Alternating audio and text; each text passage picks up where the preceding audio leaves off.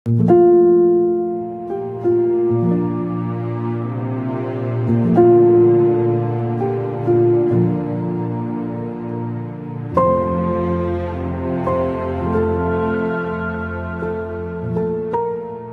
evening sa inyong lahat. Welcome sa ating Wednesday Word.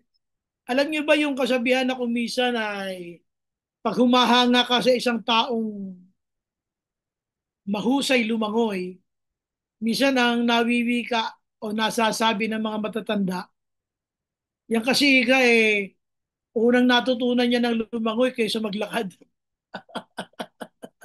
Meron ganun yung hanga-hanga ka. Yung iba naman, ang tawag nila dyan, yung magagaling sa bilyar, ay pinanganak kasi kaya sa bilyaran eh. Bisa naman ang mga salita, ay dyan niya, kaya natutulog sa bilyaran. Meron mga ganon. Diba, pagbibilang, kapag ka ikaw ay nakakita ng bata na nagbibilang, normal yung makita mo hindi sunod-sunod yung kanya pagbilang. Sa, lalo na yung mga pautal-utal na bata, apat. O, hindi na dumaan sa tatlo, apat agad, di ba? Yung mga ganon, matatawa ka lang eh. Matatawa ka lang sa mga ganon mga bata na ang bilang hindi maayos. Tapos, pagka nagbilang sila, may laktaw-laktaw. Alam niyo, pag ang Kristiyano ay bago pa lang at ikaw ay bago pa lang lumalago sa Panginoon, okay lang yung may mga nagkakamali tayo sa mga verse, nagkakapalit-palit. Pero alam niyo, habang tayo tumatagal, tayo ay lumalago. Nakalagay kasi sa Bible, ano man ang hilingin mo sa pangalan ko, pagkakalog ko sa iyo. Minsan talaga hindi nangyayari yun eh. Minsan hindi talaga natin nararanasan yun eh.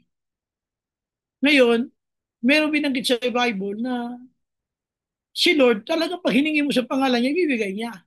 Kaya lang may mga prerequisite. Yan, parang nag-aaral, no? Ang theme natin tonight, knowing eight. Yung number eight, knowing eight before seven. Yan. Kailangan malaman mo muna yung eight bago yung seven. Kailangan malaman mo muna ano yung nakalagay dun sa verse 8 bago yung verse 7. Before mo maranasan yung mga himalang pinangako ng verse 7, kailangan munang malaman mo kung ano yung verse 8. So, tatlong verse pag-aaralan natin ngayong gabi. Lahat nasa John chapter 15. Verse 7, verse 8, and verse 16. So, samahan niyo muna ako sa verse 16. You did not choose me, sabi niya, but I chose you and appointed you so that you might go and bear fruit. Fruit that will last, and so that whatever you ask in my name, the Father will give you. Ano man ang hilingin mo sa pangalan ko, sa Ama, ay ibibigay ko sa iyo. Di ba sa prayer, pag nagpe-pray tayo, we are expecting results. In prayer, we are expecting God's answers. At kung alam mo lang na ang Diyos ay hindi sasagot sa panalangin mo, tingin mo mananalangin ka pa, baka hindi na rin. Baka umayaw ka na, baka ayaw mo na mag-pray. Pero dito, basahin natin yung sinabi ng Bible sa John 15. Bababa naman tayo, yung nasa 7 naman. Sabi ng verse 7, if you remain in me and my words remain in you, ask whatever you wish and it will be done for you. Sabi niya, kung mananatili ka sa akin at sa aking mga salita, ano man ang hilingin mo sa pangalan ko, ay ipagkakaloob sa iyo. So, yung ano man ang hilingin mo sa pangalan ko, binanggit sa 7, binanggit din sa 16. Pero yung 7 at saka 16, na ano man ang hilingin mo sa pangalan ko, hindi mangyayari pag hindi mo alam yung verse 8. Ito yung diniscuss natin nung Sunday. Sa verse 8 nakalagay, this is to my Father's glory that you bear much fruit, showing yourselves to be my disciples. So, unang-una na gusto kong malaman nyo ngayong gabi, ang nakakaranas lamang ng mga kasagutan ng Diyos dun sa kanyang pangako na ano man ang hilingin mo sa pangalan ko, ay pagkakaloob sa iyo kung ikaw ay disciple. Sinabi ng 7 and 16 na the Father will give you whatever you ask in my name. Question, did it happen? To some, it happened. Pero tandaan ninyo, ang pinagpapahayagan ng Diyos, ibig sabihin yung pinagpapakitaan ng Diyos ng pagsagot sa kanyang sa ating mga panalangin ay yung mga disciples. Showing yourselves as my disciples, sabi niya. So pag ang disciple ay nanatili sa utos ng Panginoon, hindi imposibleng ipagkaloob ng Diyos ang kanyang kahilingan. But there are three things that I want to show to you tonight na isang dahilan kung bakit kahit disciple ka na, ay nakakaranas ka ng pagkainip at para hindi mo nararanasan yung agad-agad na sagot ng Diyos. So, unang makikita niyo dito, ang sabi ng John 15:16, you did not choose me but I chose you so that you might go and bear fruit.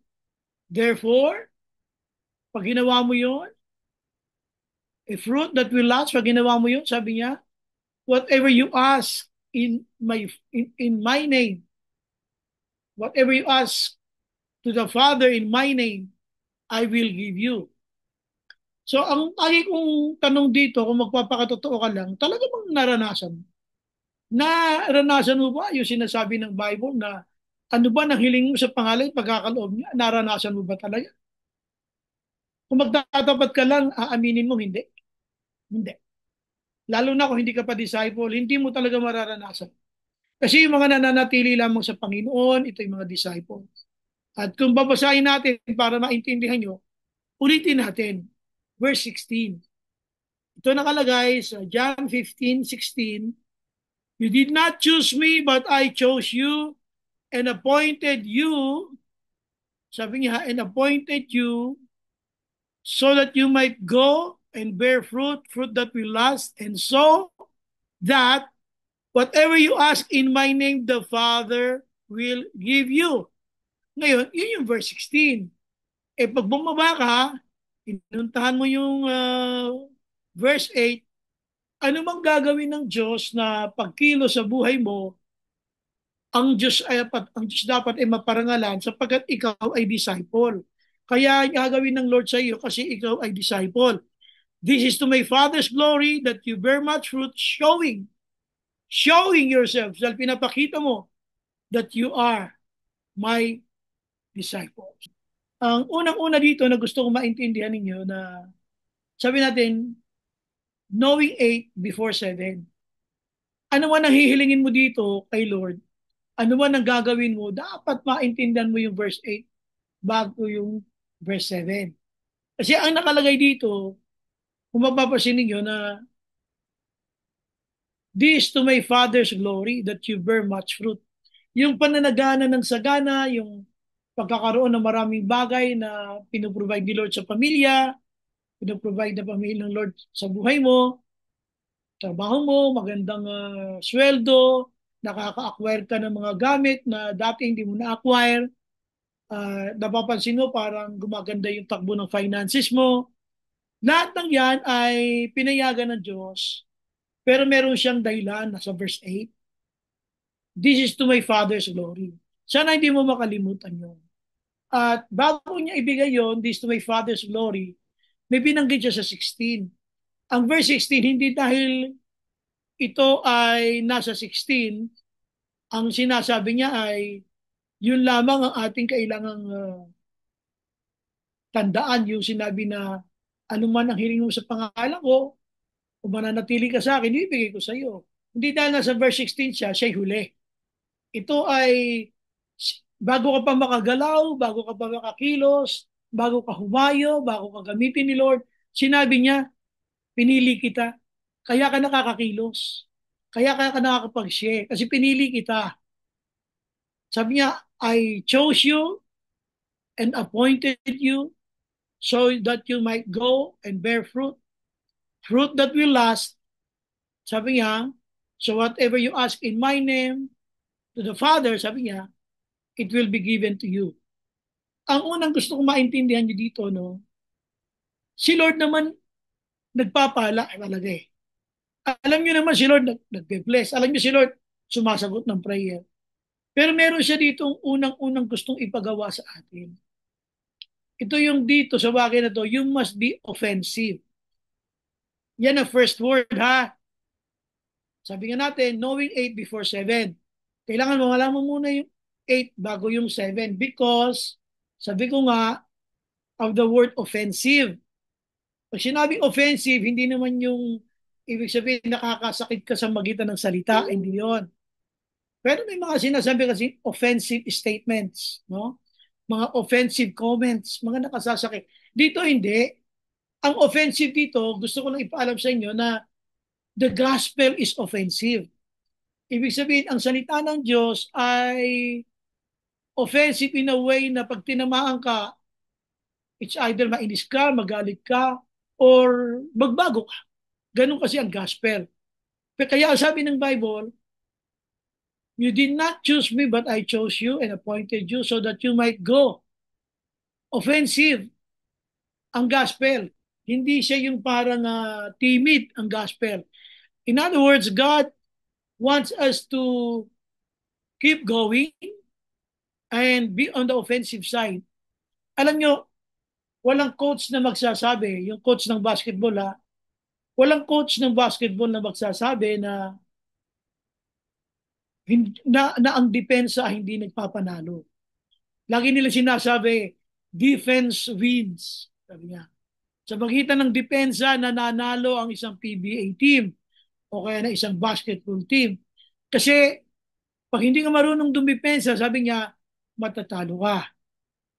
Kaya sabi niya, kung gusto mong manalo, dapat marunong kang dumipensa. Pero alam niyo naman, pag pinag-aralan niyo din naman ang basketball, at kahit iba, kahit sa chess, hindi pwedeng puro ka depensa, na, o kaya puro sacrifice. Kailangan nasa offensive side ka rin. Ang sabi ng Bible, ikaw ay pinili ko upang ikaw ay humayo at ipangaral ang mabuting balita. Yung paghayo, offense yun eh. Offensive yun. So, bakit importante na malaman mo yung tinatawag nating verse 8 bago yung verse 7? Ano yung kinalaman niya dito? Kasi dito, bago niya sinabi yung ibibigay ko ang lahat ng hiling mo sa pangalan ko, if you will do this, ano yun? Yung sinasabi niyang bilang isang disciple, you must be on the offensive side. Hindi naman pwede kasing puro depensa lang, na puro ka lang prayer, tapos hindi ka naman nag-share ng Word of God. Hindi pwedeng, kung baka walang mananalo na puro depensa, kailangan mo rin mag-shoot ng bola. So dito, ang sinasabi natin, yung first word na offensive, ang Christians, tayo, alam natin ang pagkakapili sa atin ni Lord. I appointed you and chose you. Sabi niya, so that you might go. That is offensive. Going, offensive yun. Kaya minsan pagka may sinesharan ka ng Word of God, lalong-lalo na pagka yan hindi mo katulad na Kristiyano, na-offend sila sa Word of God. Ang sakit naman nung sinabi mo na yun. Hindi nila alam, you're just sharing what the Bible says. Ang sakit naman yan, brother, ang sakit naman yan, sister. Offending kasi ang Word of God. Ito kasi ay, sabi ng Bible, nagtutuwid ng buhay, nag-aayos ng buhay upang maging matuwid. Di ba? Sabi nga ng Timothy, mula pa pagkabata, alam mo ang salita ng Diyos ay nagtuturo ng katotohanan. Di ba? Ang layo nito ay upang magtuwid, upang ikaw magkaroon ng maayos na pamumuhay. So, ang first word natin dito, kung gusto mong maranasan yung sabi ng Bible, na ano man ang hilingin mo sa pangalan ko ay gusto mong maranasan, remember the word offensive. Dapat pinakakikinabangan ka ng langit bago ko humingi sa langit. Kaya sabi niya, bago niya sinabi yung ano man ang hiling mo sa pangalan ko, sinabi niya muna upang ikaw ay humayo at mamunga at manatili ang iyong bunga. So bago niya sinabi yung ibibigay ko ano mang hilingin mo sa pangalan ko, sinabi niya muna upang ikaw ay humayo at mamunga. O kumusta ka na? Kumusta na ang iyong hinayuan? Hindi naman po pwedeng ilang taong ka ng Christian wala ka pa ring disciple. Nakakahiya na yun, nananadya na tayo noon. Kasi pagka ikaw ay totoong Kristiyano, ang talagay nito, ikaw ay humahayo. At pag ikaw ay humayo, ginamit ka ni Lord, tiyak magkakaroon niya ng bunga. Kaya lang, siyempre, kaya nga ang move dito forward, offensive. So, how are we? Bago mo i-claim yung pangako na ano man hilingin mo sa Ama, sa pangalan ko, ikaw muna humayo. Ayan o, offensive, ang first word natin. Kaya dapat huwag natin kalilimutan na kung si Lord pala ay pinili tayo, wala siyang balak umasa na tayo yung mga tamad na Kristiyano.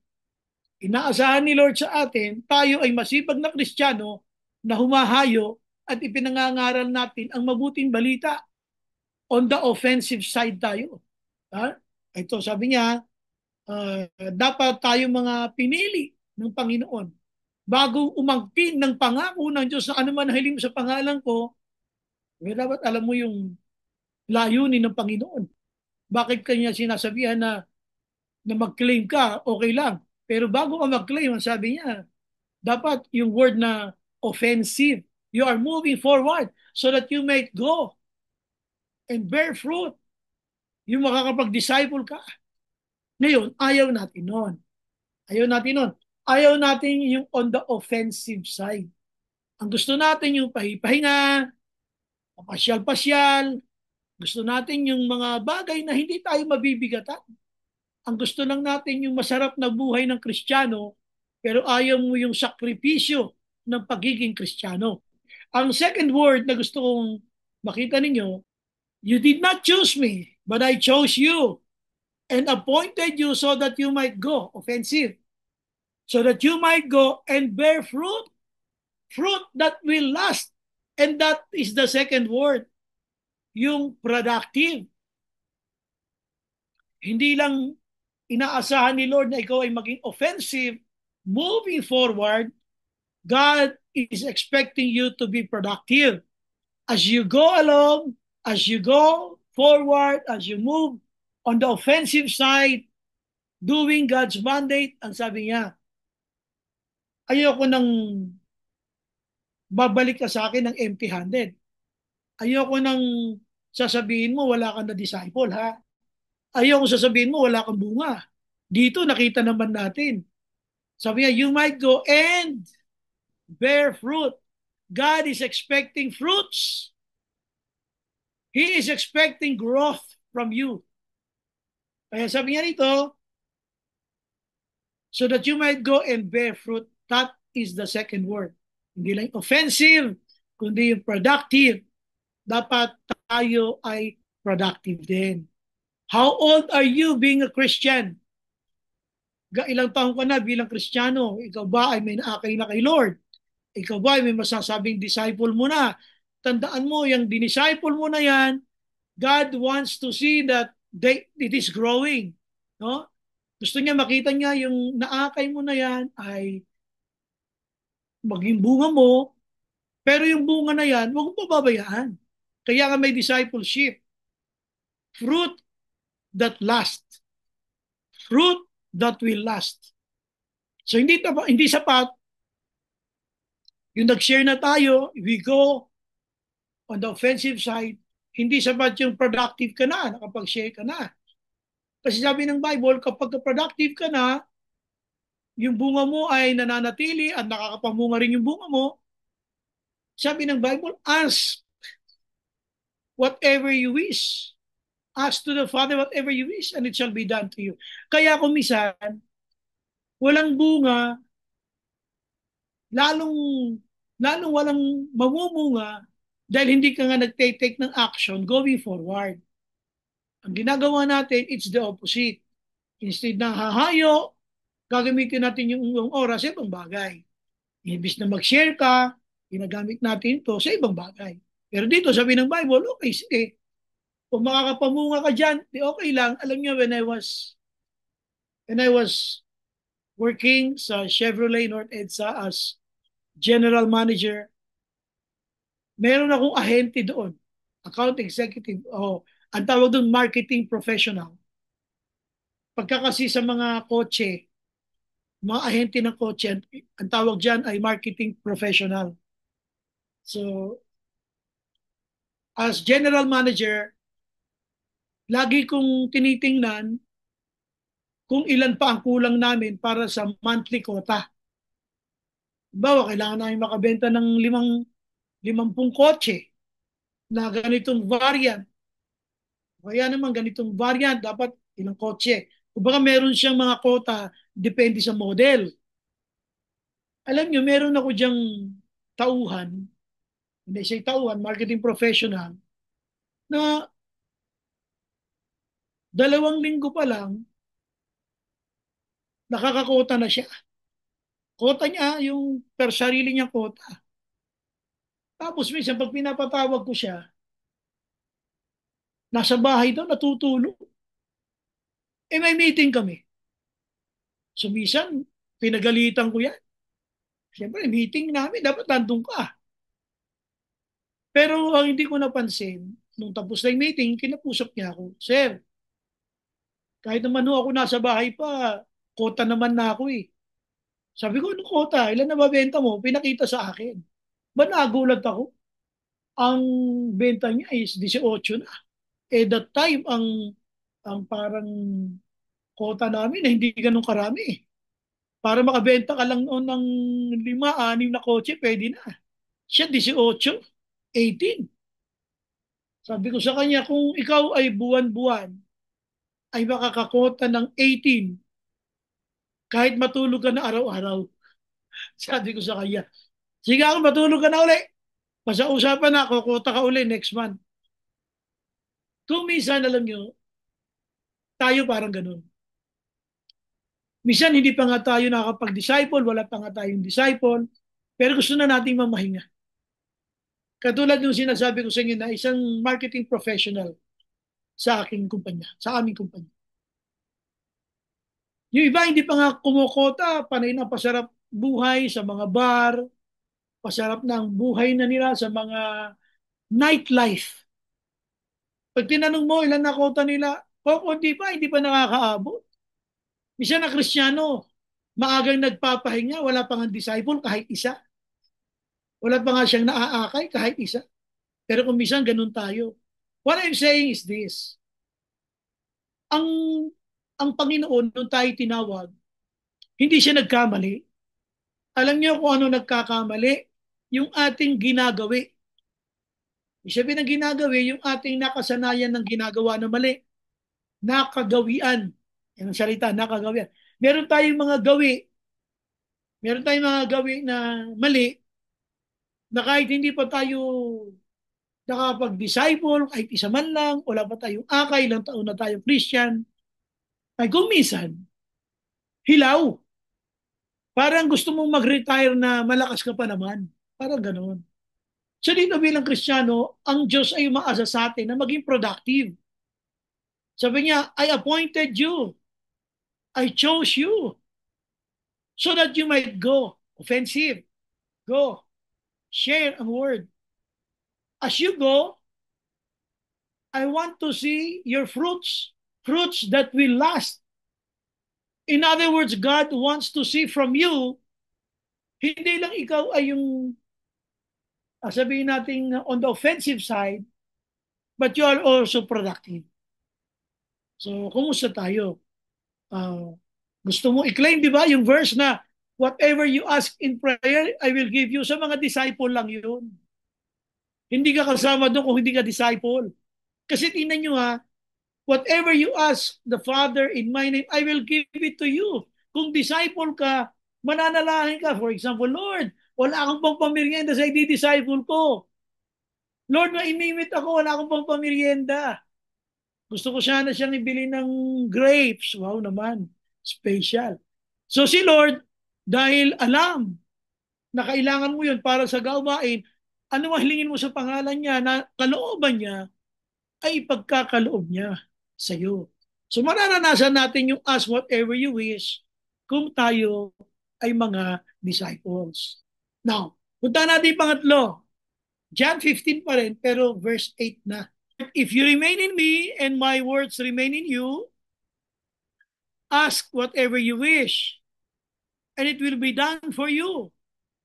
Ito yung sinasabi kong pinagkakamalian natin, akala natin, bakit si Lord madamot, bakit wala pa? Eh kasi nga hindi mo binasa yung verse 8. Andiyan ang sagot sa verse 8 to para maranasan mo yung verse 7. Sabi sa verse 8, this is to my Father's glory that you bear much fruit. Yun. Di ba? Sa number 2, kailangan productive. Pag naging productive ka, huwag kang pabida. Dapat si Lord ang mapupuri. Pagka lumalago yung ministry mo, huwag pabida. Si Lord dapat ang napupuri. Anong sabi niya? Pagka dumadami na kayo halimbawa, tandaan mo, sabi niya verse 8, this is to my Father's glory that you bear much fruit. So, kaya dumadami ang iyong nasa ministry, ay madami kang nasisiran, marami kang na-acquire ng mga gamit bilang isang Kristiyano, tandaan mo, sabi ni Lord, this is to my Father's glory. Kailangan si Lord ay maluluwalhati. So ano yung pangatlo? Sabi natin yung una, yung offensive. Number 2, yung productive. And number 3, yung right motive. Yan. Dapat tama ang motibo. Dapat ang maganda ang motibo mo, bakit ka naghahangad ng, sabi mo na pagyaman, o kaya paglago ng ministry, pagganda ng gawain nyo. Lord, paglaguin mo po yung ministry namin. Oops, check din. What is the right motive? Ang right motive, bibigyan ng parangal si Lord dito sa mga bagay na ito upang anuman ang hilingin ko sa pangalan niya, dahil meron akong right motive, ibibigay yun ng Ama kapag aking hiningi. So ito yung right motive. So kumusta ang motibo? Bakit gusto magtrabaho? Bakit gusto sumweldo? Bakit gustong kumita ng malaki? Anong dahilan? Bakit gustong lumago yung kanyang cell group? Bakit gusto niyang padamihin? Oops, may issue ng right motive. So, kumusta ang motibo? Ikaw pa rin ba ang pabida dyan? O si Lord na talaga?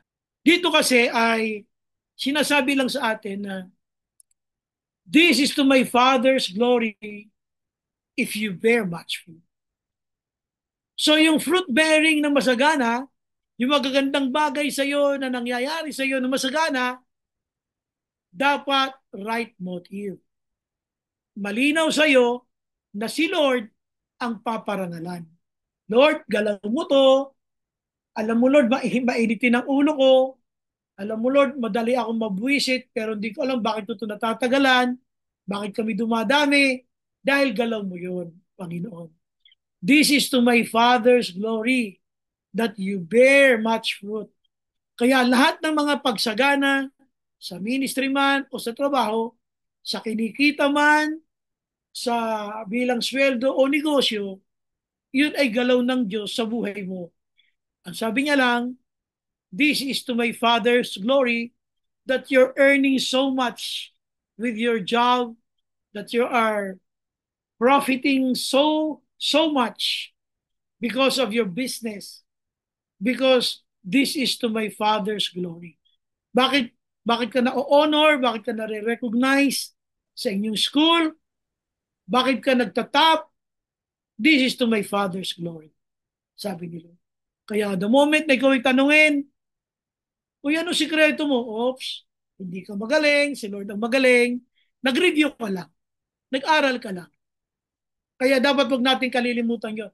Kapag kay Lord malinaw na lahat ng hinihingi natin na pinapayagan niya mangyari, tapos sinabi ng Bible, o sige, tingin ko anak, ready ka na eh. Sa akin lahat paputa ang papuri, hindi sa iyo eh.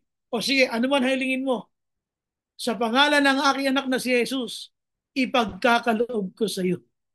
Eh hindi, nangyayari kasi sa pangalan natin eh. Sa pangalan ni Melo, sa pangalan ni Carl, sa pangalan ni Jones, sa pangalan ni Ate Eva, sa pangalan ni April. Pag sa pangalan natin, walang paglago. Kailangan sa pangalan ng aking Diyos Ama. Kailangan siya ang mapaparangalan. Kailangan sa bawat pag-unlad, may right motive. Ang right motive, yung sinabi ni Jesus, this is for my Father's glory. Huwag natin kalilimutan, lahat ng papayagan ng Diyos, ang Diyos ang maluluwalhati. Dahil pag hindi siya, hindi mo mararanasan yung ano man ang hilingin mo sa pangalan ko ay ipagkakaloob sa'yo. Bakit? Ba't hindi niya ibibigay? Mahihirati ka. Mahihirati ka na ikaw ang nagpabida-bida tapos pagpapalain ka, hindi mangyayari. Ibigay mo sa akin, anak, yung kaluwalhatian. Huwag mong kukunin. Kaya minsan may mga prayer na napapapikit ako pag ang prayer, ganito eh. Lord, ibinabalik namin sa iyo ang lahat ng papuri sa pangalan ni Jesus. Sabi ko, bakit mo ibinabalik? Kinuha mo ba? Ang papuri, diretso sa Kanya. Wala na isalitang, Panginoon, ibinabalik po namin sa iyo ang lahat ng papuri. Bakit mo binabalik? Hali. Sige nga, bakit mo binabalik? Kinuha mo ba? Itinabi mo? Inangkin mo ba muna? Ngayon eh nakapag-isip-isip mo, hindi pala sa akin yung kay Lord, babalik mo na sa Kanya. Walang ganong prayer na, Panginoon, ibinabalik po namin sa iyo ang lahat ng papuri. Ang ganda ng pakinggan, mali. Hindi mo binabalik at wala kang ibabalik. Kaya pag nanalangin ka, Ama, ang lahat ng papuri sa iyo lamang. Ang lahat ng pagdakila, Lord, sa iyo lamang. Yun ang malinaw. Wala kang ibabalik. Ibabalik. Kinuha mo. So dito mga kapatid, ang sabi natin, yung pangatlo, kaya dapat alam mo yung verse 8, ay yung verse 8 bago yung 7. Kaya sabi ko, knowing 8 before 7. So, diin na natin yun para maranasan mo yung mga answered prayer. Kasi nagtatanong ka rin ba't kaya walang answered prayer? Bakit kaya si sister, medyo mas maayos ang buhay kayo sa akin? Bakit si brother, mas maayos ang buhay sa akin? Pareho lang naman kami worker. Oops, magkaiba kayo sa private prayer life. Paano ko ba manalangin? Lord, ang galing ko, di ba? Ayos talaga ito. Lord, Lord, alam mo, hanga sila sa akin, pabida-bida ako doon. Alam mo, uy, right motive dapat. Si Lord ang bibigyan ng papuri. Si Lord ang bibigyan ng pagluwalhati. Tandaan nyo ha, when you bear much fruit, sabi ni Jesus, this is for my Father's glory. Not for your glory. Not for us. Hindi para sa atin yung kaluwalhatian, kundi para sa Panginoon natin. Kaya mga kapatid, ngayong gabi, bigyan natin ng konklusyon, mensahe ito. Sabi ko nga kanina, ang ating theme ay knowing 8 before 7. Baga, alamin mo muna yung verse 8 bago yung 7. 3 words, yung word na offensive. Bago ka mag-claim, tiyakin mo pinakikinabangan ka ng kaharian ng langit. Be on the go. Pag ikaw ay kumilos, dapat hindi natatapos ang isang linggo na hindi ka nagamit ng Lord. Offensive side ka, you go. And bear much fruit. So be offensive, move ka, and God is expecting for being productive so that you may go and bear fruit. Hindi pwedeng pabayaan yung fruit ha. Sabi niya, fruit that will remain. Fruit that will last. So pangatlo, sabi ng Bible, sige, dahil ikaw ay pinakikinabangan na ng langit, ikaw ay productive na, nagdi-disciple ka na, sige, ano mo ang hiling mo sa pangalan ko, bibigay ko sa iyo. Pero tandaan mo, huwag pabida, dapat right motive. Kay Lord ang pagluwalhati, kay Lord ang parangal, kay Lord ang papuri at pasasalamat. Sabi niya, this is to my Father's glory that you bear much fruit. Conclusion natin, alam nyo, sa pagtupad natin ng mandato ng Panginoon, sa pagtupad natin ng kanyang mga utos na humayo at ipangaral ng mabuting balita, kumisan, masyado tayo self-conscious. Parang sa pagpupuri natin sa minsan, nagpupuri tayo kay Lord, nakataas kamay mo, pero ganun ka ng buhok. O masyadong self-conscious. When you serve the Lord, mag masyadong self-conscious. Kasi as you go in obeying God, Kaya wala ko na maging itsura natin habang tayo sumusunod kay Lord. Masyadong self-conscious. Kasi alam niyo kung bakit nagkakatalo yan doon sa right motive. No matter how dirty or ugly is your performance, the motive will always be beautiful. Ibig sabihin, huwag mo nang isipin kung ano maging itsura mo, magmukha ka mang marumi, magmukha ka mga pangit, habang sumusunod ka sa Panginoon, sa tupad ng kanyang kalooban, okay lang yun, as long as the motive is beautiful. Hanggat ang motibo ay maganda, ibig sabihin hanggat ang Diyos ang napaparangalan, huwag mo na intindihin sarili mo. The Lord will take charge of you. The Lord will take care of you.